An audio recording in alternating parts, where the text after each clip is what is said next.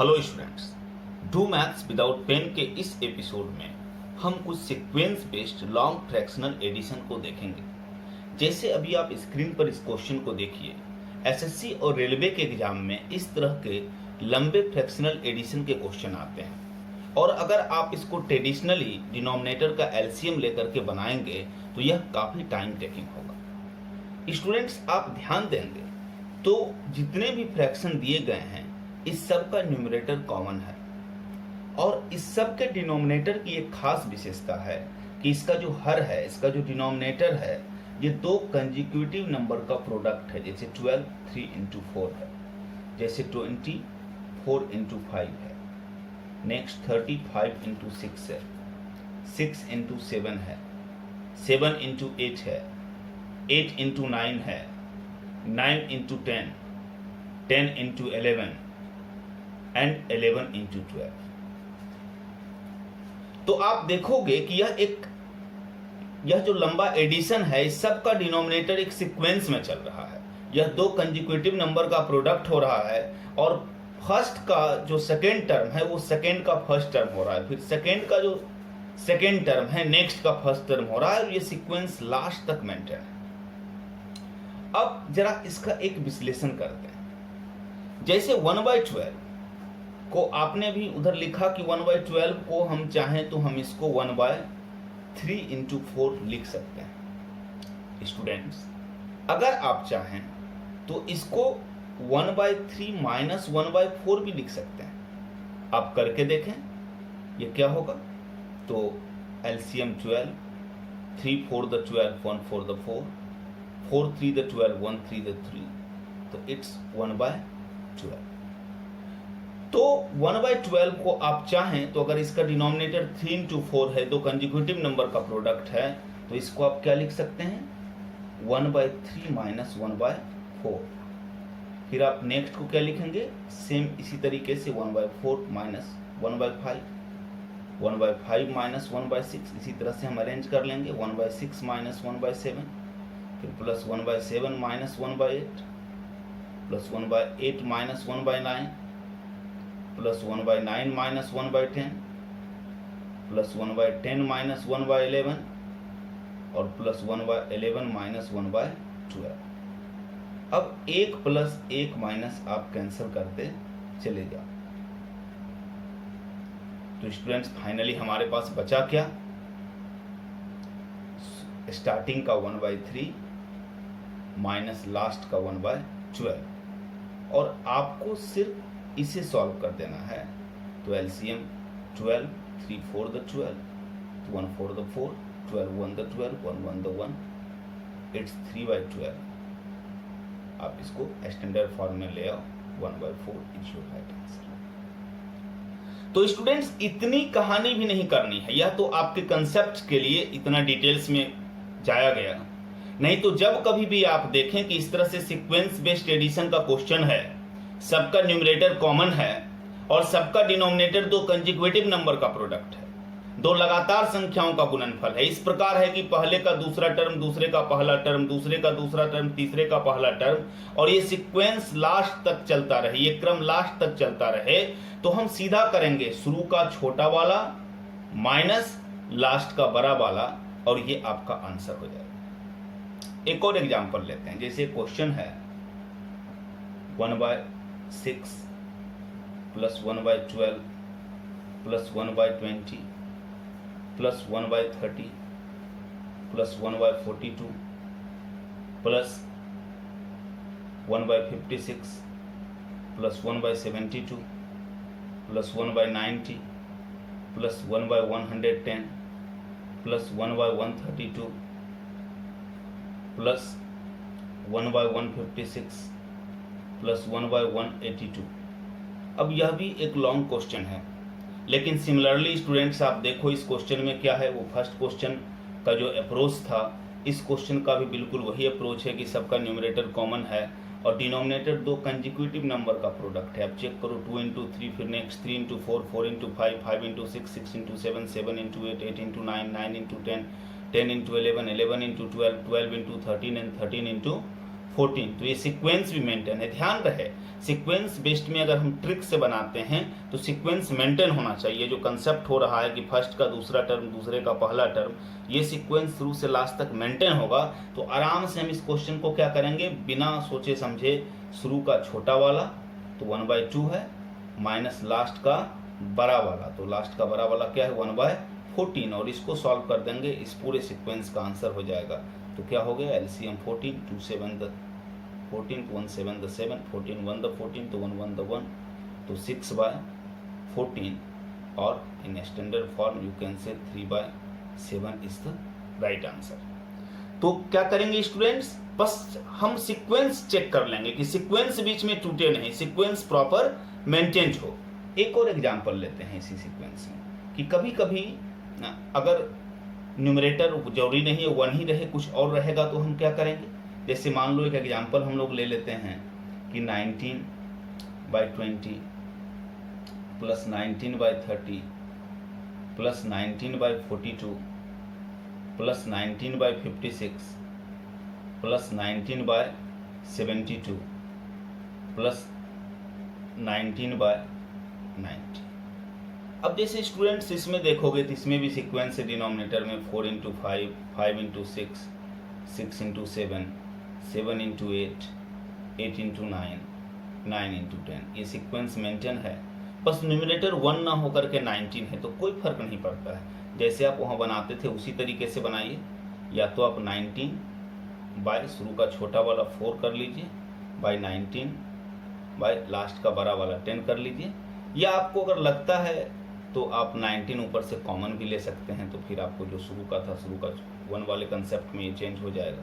आप दोनों काम कर सकते हैं और फिर आप इसको सॉल्व कर लीजिए। तो ये क्या हो जाएगा, 19 बाहर रह गया और इसको आप सॉल्व कर लेंगे तो एलसीएम 10 और 4 का एलसीएम क्या हो जाएगा आपका 20 हो जाएगा।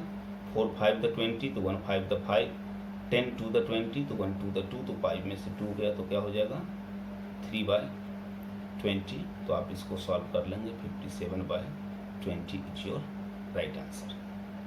तो स्टूडेंट्स ये एक बेसिक कंसेप्ट है, अगर इस तरह का प्रश्न रहा तो हम कैसे इसको बिना एलसीएम लिए हुए सॉल्व कर सकते हैं। लेकिन एक चीज़ हमेशा ध्यान रखिए, अगर कभी सीक्वेंस टूटेगा तो हम इस नियम को फिर 2 पार्ट में कर करके इस्तेमाल करेंगे। जैसे अगर मान लो एक लंबा प्रश्न लो 1/6 plus 1/12 plus 1/20 plus 1/30 plus 1/42 plus 1/56 plus 1/110 plus 1/132 plus 1/156 plus 1/182 plus 1/210। अब ये लंबा प्रश्न है और लेकिन आप इसके डिनोमिनेटर को चेक करो तो ये 2 × 3 ठीक है, 3 × 4, 4 × 5, 5 × 6, 6 × 7, 7 × 8।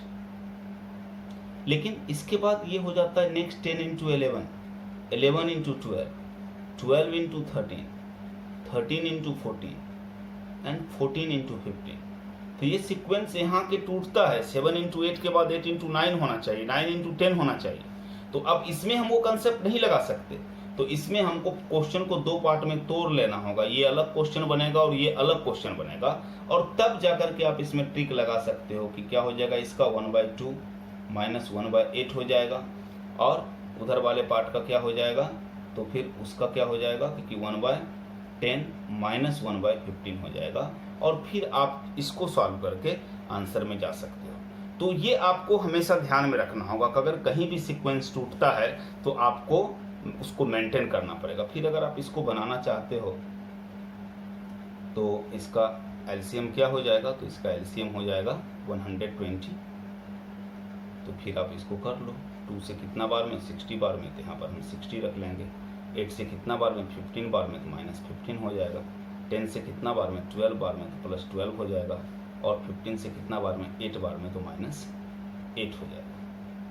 फिर हम इसको सॉल्व कर लेंगे कि 60 + 12 72, और 72 में आपको क्या करना है कि 15 - 8 23 टोटल आपको माइनस कर लेनी है। तो 72 - 23 इट्स 49, तो ये आपका आंसर हो जाएगा 49/120। तो स्टूडेंट्स, अगर सीक्वेंस टूटेगा तो इस बात का आप ख्याल रखेंगे। अब कभी कभी यहाँ पर क्या देखा जाता है कि इसी तरह के प्रश्न में आप गौर करेंगे कि अभी तक हमने क्या किया कि सीक्वेंस दो कंजिक्यूटिव नंबर का प्रोडक्ट था, लेकिन कुछ एक एग्जाम में इस तरह के प्रश्न देखे गए हैं। जैसे ये प्रश्न देखो आप कि 1/15 प्लस 1/35 प्लस 1/63 प्लस 1/99 प्लस 1/143। अब देखो यह भी सीक्वेंस बेस्ड क्वेश्चन है, लेकिन यहाँ पर न्यूमरेटर भी सबका कॉमन है, लेकिन डिनोमिनेटर 3 × 5, 5 × 7, 7 × 9, 9 × 11 और 11 × 30। यानी जो कंजिक्यूटिव नंबर का प्रोडक्ट होता था 3 × 4, 4 × 5, 5 × 6, वो कंजिक्यूटिव ना होकर के दो दो के गैप से है। और एक चीज और ध्यान रखो, वहाँ जो मेंटेन था कि फर्स्ट का सेकेंड टर्म, सेकेंड का फर्स्ट टर्म, वो यहाँ भी मेंटेन है। बस फर्क ये पड़ रहा है कि जो कंजिक्यूटिव हो रहा था वो कंजिक्यूटिव ना होकर के क्या हो रहा है, वो कंजिक्यूटिव ना होकर के गैप पर हो रहा है। स्टूडेंट्स, जैसे वहाँ पर अगर कंजिक्यूटिव था तो 1/12 को हमने चेक किया था कि अगर 3 × 4 लिख रहे हैं तो इसको अगर हमने 1/3 - 1/4 करके देखा था तो ये 1/12 आ गया था। अगर बिल्कुल इसी पैटर्न को आप 1/15 को अगर ट्राई करो कि क्या 1/15 में भी ऐसा आता है, तो 1/15 को हम लिख सकते हैं 1/3 × 5। तो क्या हम इसको 1/3 - 1/5 भी लिख सकते हैं?